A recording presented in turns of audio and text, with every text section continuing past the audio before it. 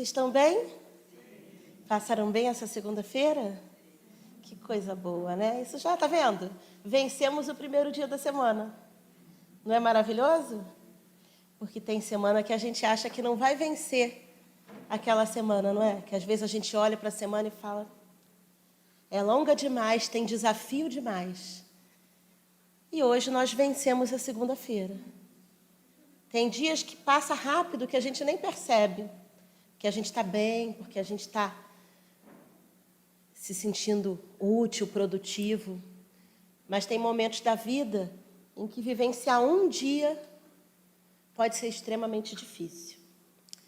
E aí, quando eu estava preparando esse estudo, eu lembrei de um filme, não sei se vocês já assistiram, e se não assistiram, assistam, que se chama O Vizinho, com o Tom Hanks. Assistiram? Quem não assistir, assiste, mas eu vou contar. Tá?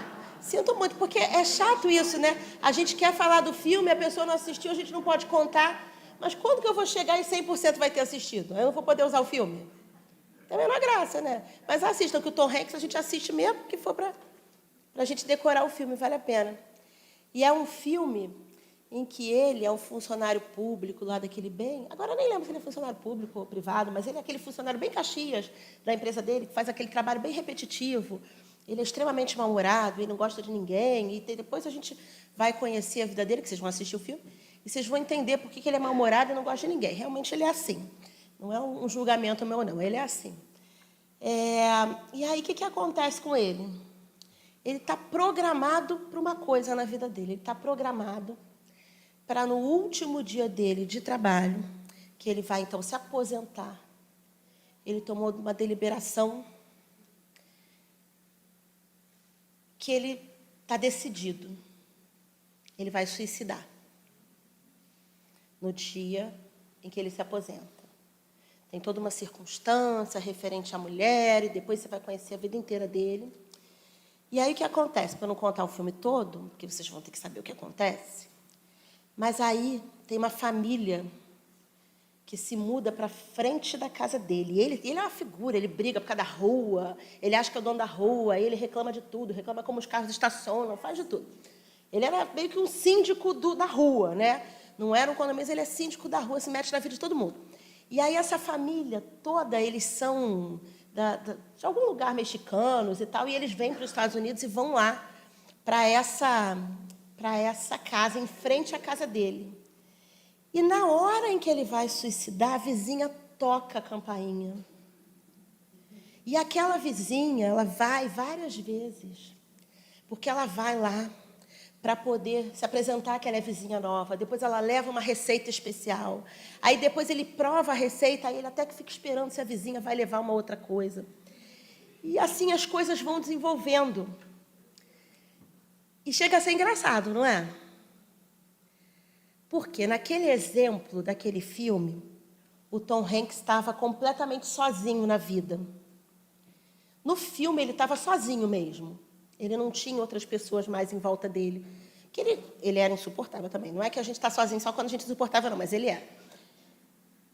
Mas isso às vezes fala com a gente, porque às vezes nós não estamos sozinhos, mas estamos solitários. Não é assim? Então, ele ali estava sozinho mesmo, de pessoas. Mas às vezes nós não conseguimos fazer a conexão com as pessoas que estão em volta de nós. E aí aquela família invade a solidão dele de uma maneira que ele não queria que acontecesse. Mas aquilo vai dando para ele uma coisa extremamente, absolutamente essencial para todos nós. E que nós só estamos aqui hoje porque temos isso. Que se chama propósito, utilidade, sentido. Nós somos seres da natureza, somos os seres pensantes. E ao lado dos pensamentos, nós temos a capacidade de termos sentimentos complexos. O fato de nós termos pensamento contínuo vem junto com a possibilidade de termos sentimentos complexos. Só nós, espíritos, temos essa capacidade. Não começa a pensar assim, meu cachorro pensa. Pensa um pouquinho, sente um pouquinho, é ser senciente, mas não tem sentimento complexo e não tem pensamento contínuo, certo? Bota seu cachorro maravilhoso fazer uma cirurgia, neurocirurgia, não faz, né? Só para poder resolver a questão de que a gente logo pensa no animal, mas ele tem tudo isso ali, micro ainda, porque ele ainda está experienciando outras coisas. Nós temos pensamento contínuo e sentimentos complexos. E isso gera em nós a necessidade de um propósito. Se nós não tivermos propósito, nós nem levantamos da cama. E quantas vezes nós, de fato, não conseguimos levantar? Ou em alguns dias, a gente levanta porque é obrigado. Mas se pudéssemos, ficaríamos lá. Não é assim? A gente conhece esse sentimento, né? A gente sabe que isso pode acontecer com qualquer um de nós. A qualquer momento. Às vezes, sem a gente perceber que isso está acontecendo. Porque, em geral, não é do dia para a noite. Mas isso pode se dar dentro de nós. E aí, no caso dele, o primeiro propósito era se livrar da vizinha. Porque ele não tinha mais propósito, ele já tinha programado que a vida dele só tinha propósito até terminar o último dia de trabalho. Por que ele achou isso importante? É irrelevante, ele era Caxias. Né? Porque a gente pensa assim, mas para que ele não suicidou antes, então? Ele achava que tinha que completar esse ciclo. E ele não tinha mais nenhum propósito. E se livrar da vizinha foi se tornando um propósito. Até que depois ele se envolve em vários propósitos sérios. E aí eu nem preciso contar o final do filme. Mas é essencial a gente entender que a gente precisa ter um propósito. Só que não é um. São vários. Claro que às vezes a gente vê aquelas pessoas que têm um propósito e que realizam o seu propósito, e a gente fala, gente, isso é tudo, né? A gente pega uma pessoa assim, sabe, que faz uma realização maravilhosa no mundo, que a pessoa torna o mundo melhor porque ela realizou alguma coisa sensacional, e a gente fala, é isso que eu queria. Só que isso que a pessoa fez, eu não tenho condição de fazer. Mas não precisa ser esse propósito grande. Pode ser um propósito pequeno. E pode ser o propósito que a gente dá conta. Porque, às vezes, o propósito é chegar até o final da segunda-feira. É só isso. Criemos propósitos na nossa vida que nos façam querer chegar ao próximo dia, à próxima semana, ao próximo ano. Porque tem momentos da vida em que a gente programou coisas que não aconteceram como a gente programou. E aí a gente acha que ficou sem propósito. A gente fala, eu organizei, trabalhei, me dediquei. E aí aquilo não aconteceu. Então, o que nós temos que fazer nesse momento? Não sabem? Descobrir um outro propósito, por mais dolorido que seja. Porque o problema é que, às vezes, nós somos teimosos, a gente quer aquele propósito, né? E aquele que já está escrito na porta assim, não é para você. E a gente está lá, dando de cabeça na porta e dizendo, mas eu quero esse propósito. Às vezes, a gente cria pequenos propósitos. Vai ser ali pegar a sacolinha de Natal para você ter um propósito de ter que resolver aquela questão. Para você ter o propósito de falar assim, eu vou ter que procurar no shopping uma camisa tamanho 12, porque a criança veste tamanho 12. Aí, quando a gente está nessa fase difícil da vida, em que a gente não está enxergando propósito, quando a Regina fala, pega uma sacola que você tem que preencher, parece que ela está falando para você resolver a guerra de Israel. Parece desse tamanho. É desse tamanho mesmo a proporção. O quanto aquilo fica distante. Você fala assim, eu não vou nunca pegar uma sacola. para eu ter que ir ao shopping. Eu não estou conseguindo sair de casa. Eu só consegui sair e vir aqui hoje porque meu vizinho me trouxe, minha amiga insistiu muito.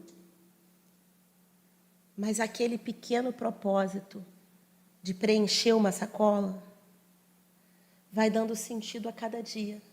Porque nós precisamos ter um sentido que seja nosso todos os dias. Esse sentido não pode ser do outro. Porque pode ser que o outro não queira, pode ser que o outro falte. Às vezes não é assim? Às vezes o nosso propósito é o outro. Ah, meu propósito é o meu filho, é o meu neto. E aí, às vezes o filho vai para a Austrália, o neto cresce, o propósito era unicamente o seu trabalho, e aí você é demitido. E aí aquele espaço fica completamente vazio. Não é que todas essas coisas não sejam também pequenos propósitos, mas você tem que ir renovando dentro de você, dentro das tuas possibilidades. Cada um conhece a sua possibilidade para aquele tempo e para aquele espaço. Vocês já devem ter ouvido falar aqui no SEMA de uma figura que não é espírita, mas nos fala sobre isso, que é o Viktor Frankl, que ele tem um livro maravilhoso, todos devemos ler, que se chama Em Busca de Sentido. E ele escreveu esse livro quando ele estava num campo de concentração nazista. E ele, nessa oportunidade, afastado da família, vendo todos morrerem e vendo as pessoas no campo de concentração, ele que é psicólogo, ele começou a observar que definhavam mais rápido, diante daquele sofrimento que todos estavam vivendo, aqueles que não tinham propósito. E que aqueles que diziam que tinham uma família para voltar, que tinham alguma coisa, que enxergavam que amanhã ia ter alguma possibilidade, que eles acreditavam que aquilo ia acabar no dia seguinte, que eles perduravam mais e muitos sobreviveram. E ele, então, que tinha ali perdido seu próprio propósito de vida, descobriu o que ele diz hoje.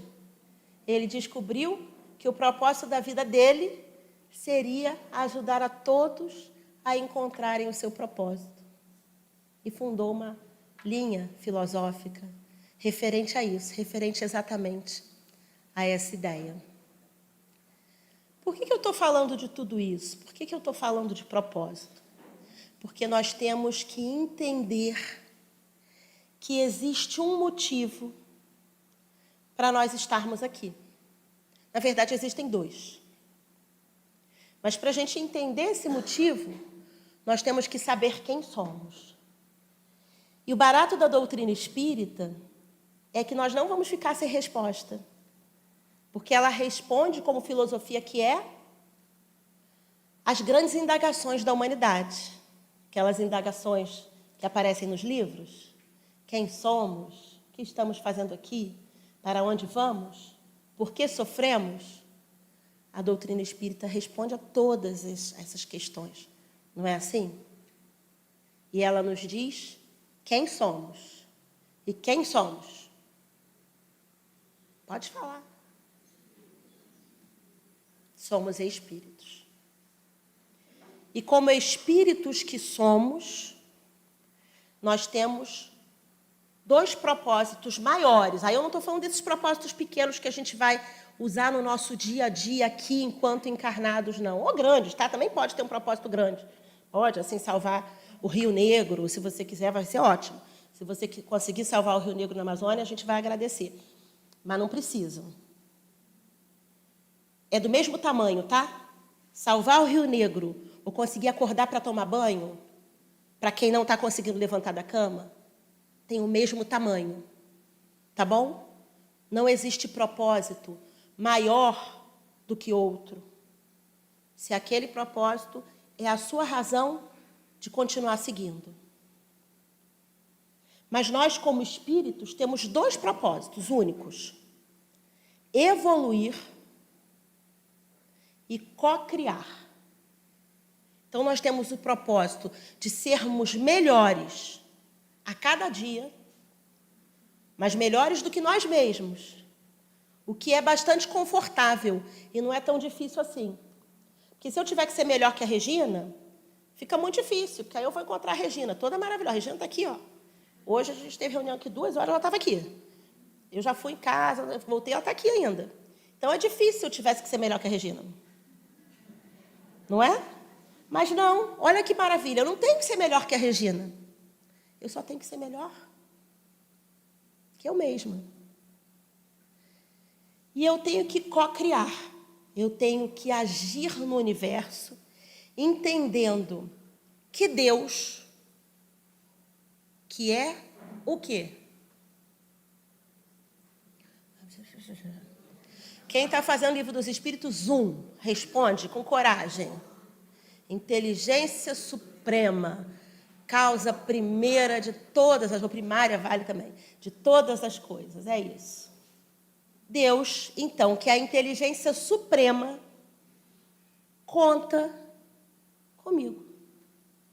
Conta com cada um de nós. Ah, mas ele não deve me conhecer direito, né? Senão ele não contava desse jeito. Conhece.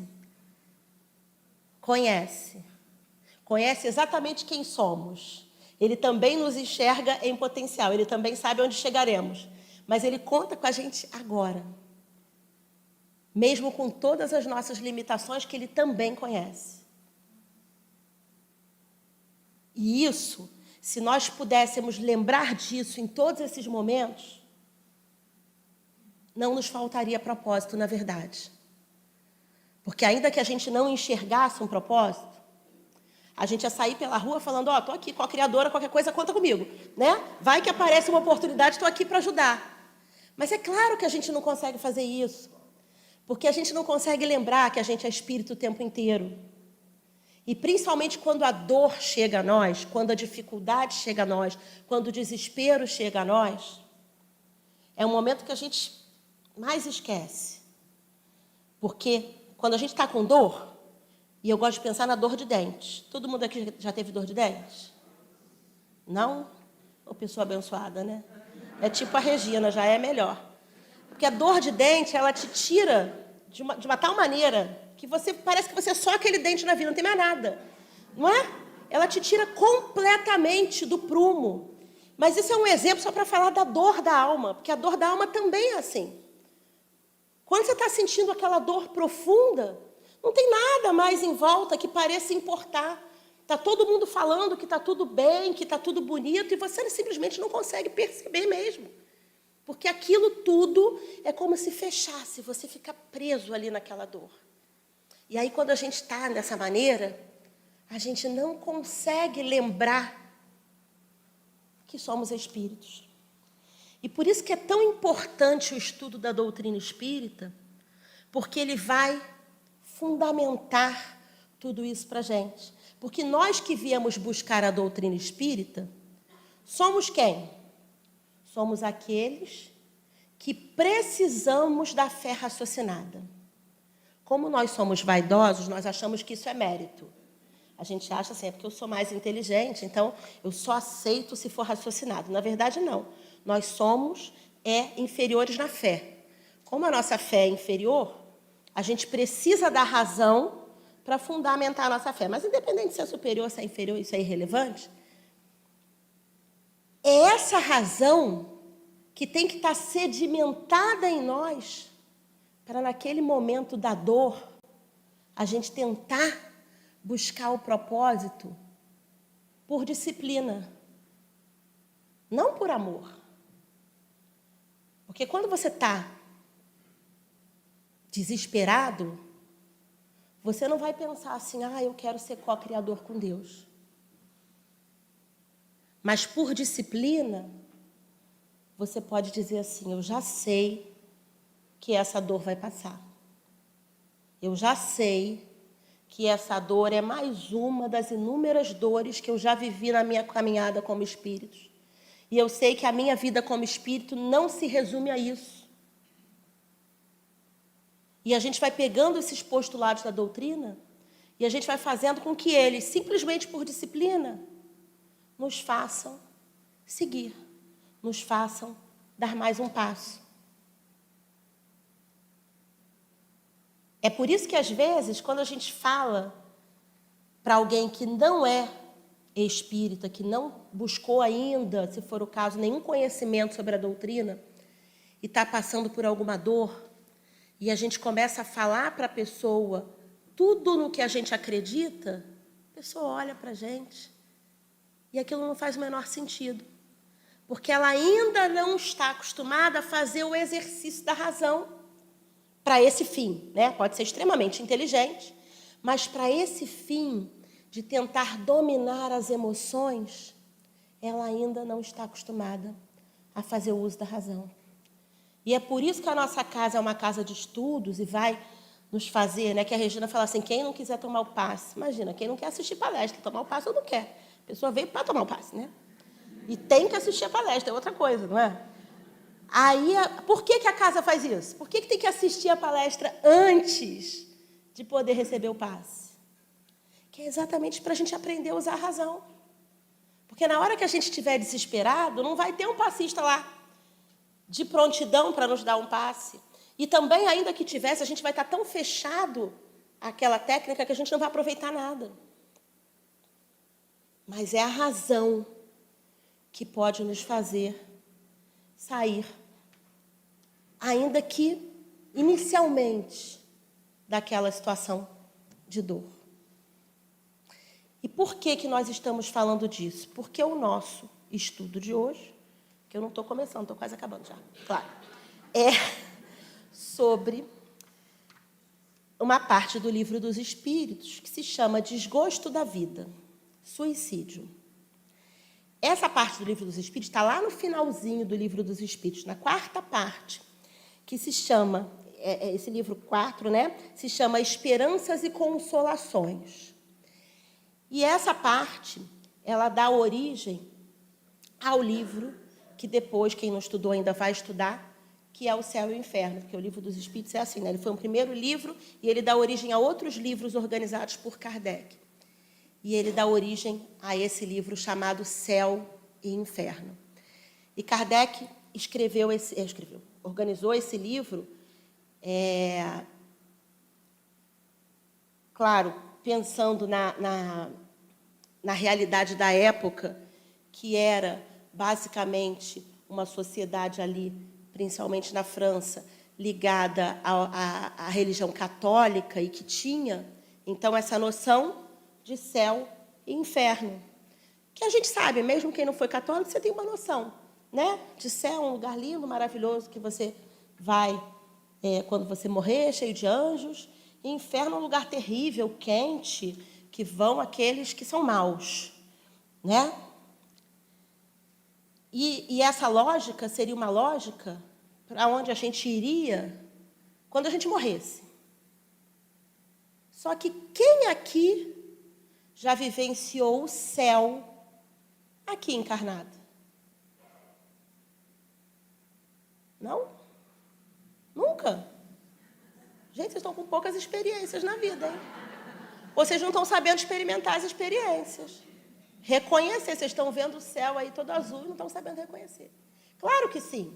Puxa da tua memória e você vai perceber um momento em que você se sentiu profundamente bem.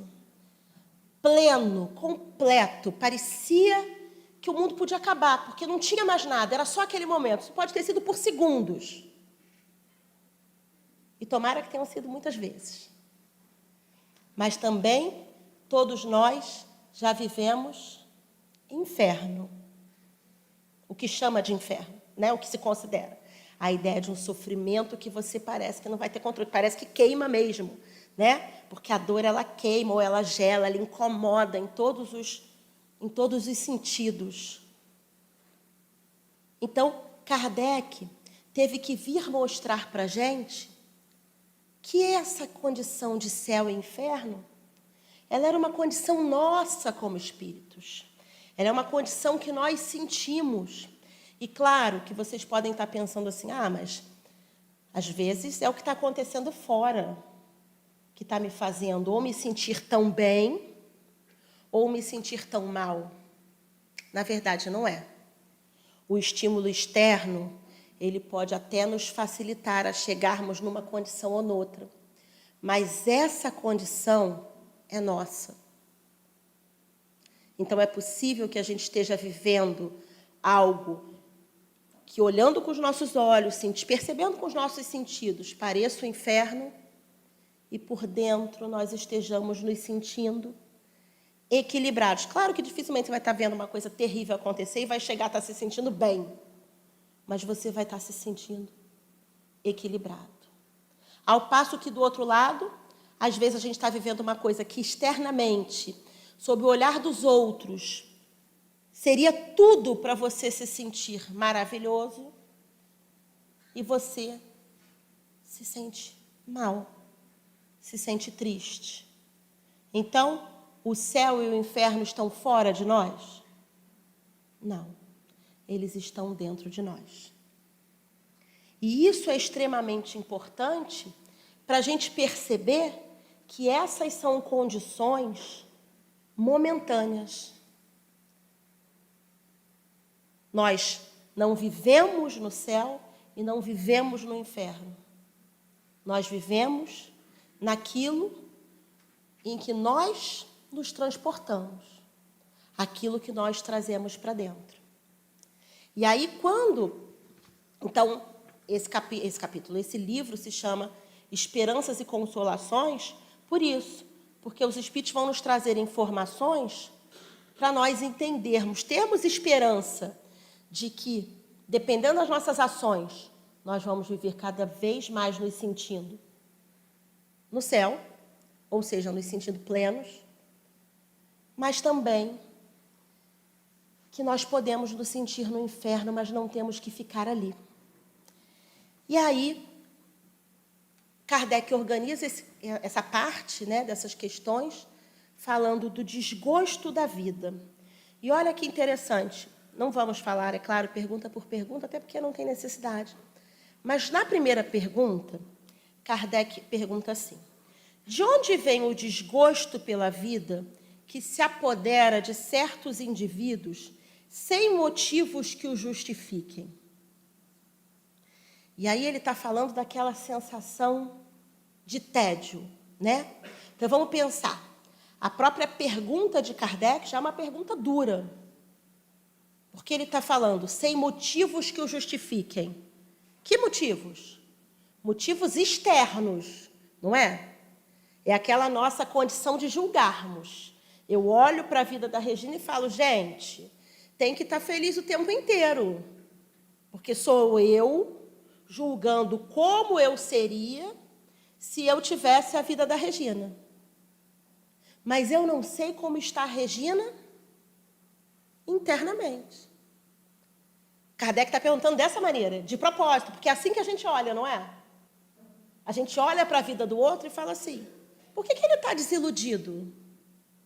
Não tem motivo nenhum para estar desiludido. Porque eu quero julgar a vida do outro com a minha régua. Mas não dá, porque o outro é o outro, e a dor do outro é a dor maior. E aí, olha a resposta, como é que começa. Essa resposta dá para a gente sentar e chorar. A resposta vem assim. Efeito da ociosidade, da falta de fé e, muitas vezes, da saciedade. Se a gente não conhece a doutrina espírita, a gente rasga o livro. Quer dizer, tem mais resposta, mas eu vou falar só dessa parte. Ah, então é isso. Então, a pessoa que está desgostosa pela vida é porque ela é ociosa, ela não tem Deus. Já ouviram isso? Falar para uma pessoa com depressão, uma doença tão séria, fala assim, é falta de Deus. Espero que vocês nunca tenham ouvido isso, sofrendo isso. Mas a gente sabe que é dito isso, né? E muitas vezes saciedade. Ué, Daniela, então você veio para cá para falar que o livro dos Espíritos está errado? Não. Mas para falar que nós temos que interpretar isso aqui conforme a doutrina. Porque vamos pensar, o que é a fé? Nós temos fé? Qual é o tamanho da nossa fé? Dito não por mim, mas por Jesus. Não, não é igual ao do grão de mostarda, é menor. Porque ele diz que se nós tivéssemos a fé do tamanho de um grão de mostarda, nós moveríamos montanhas, não é isso? Então, é falta de fé, sim. É falta de fé, nós não temos ainda fé. Nós não temos ligação com o Pai para nos sentirmos plenos. Plenos de fé.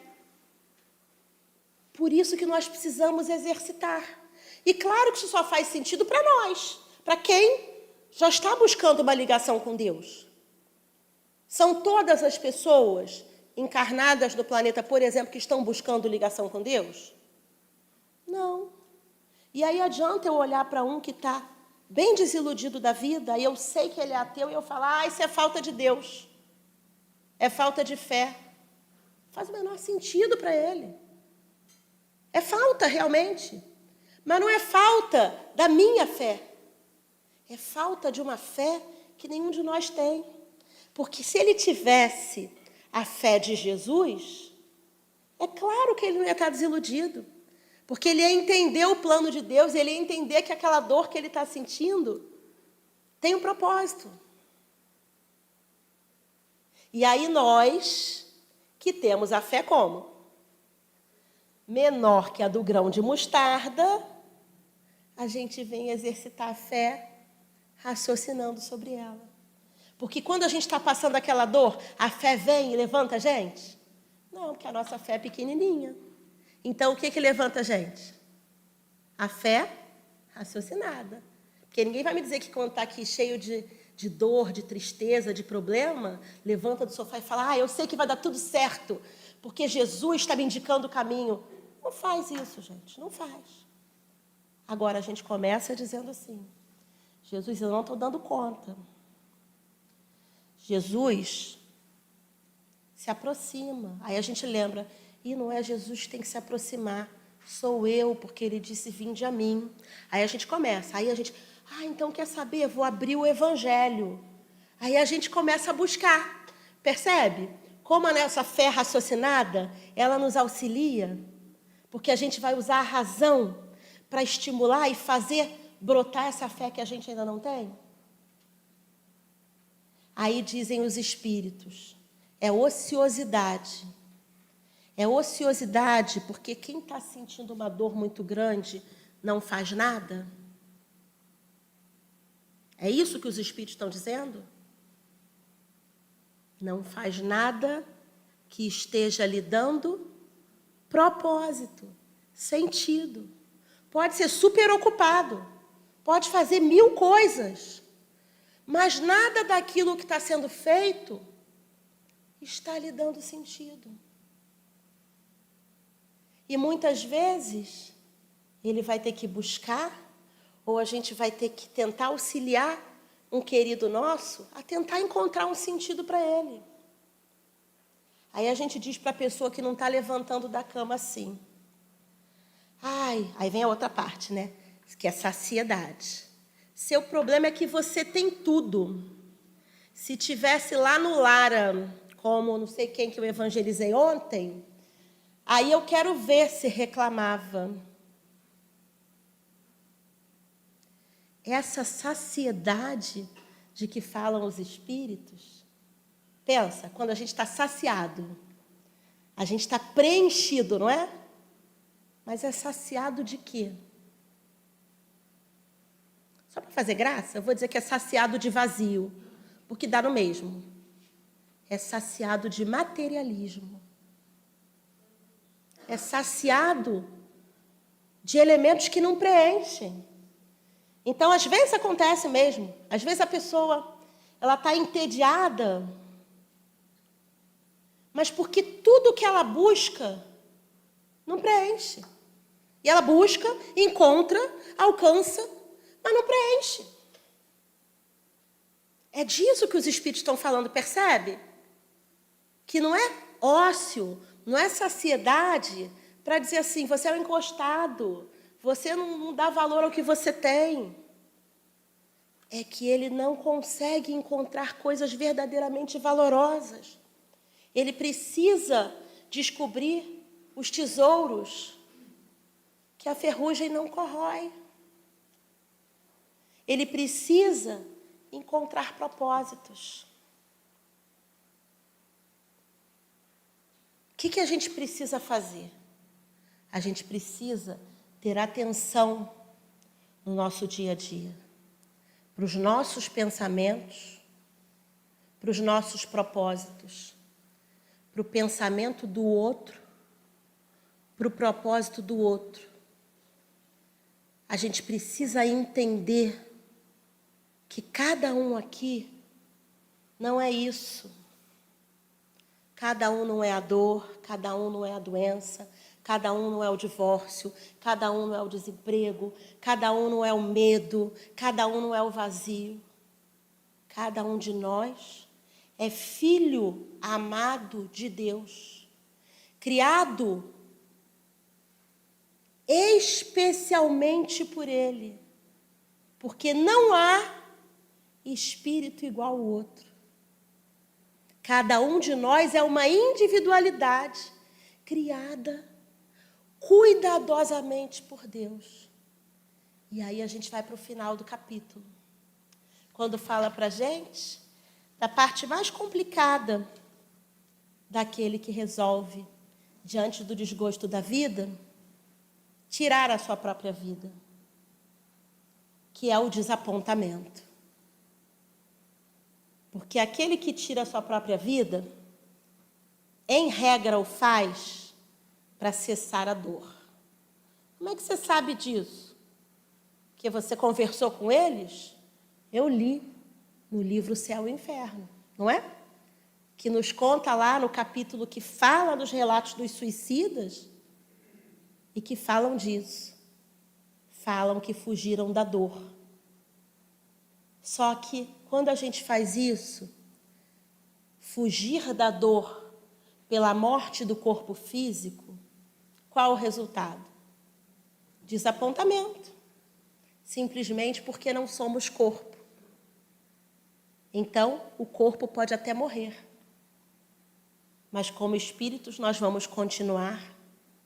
E adivinha o que vai continuar com a gente? A dor. E ela vai até aumentar nesse momento, pelo nosso remorso, pela nossa sensação de desapontamento, pela necessidade de vivenciarmos ainda o tempo que estávamos programados de estarmos encarnados. Então, problema, por mais difícil que seja,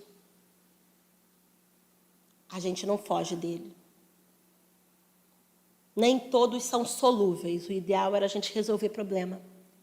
Mas tem problema, tem dor que não depende diretamente de nós.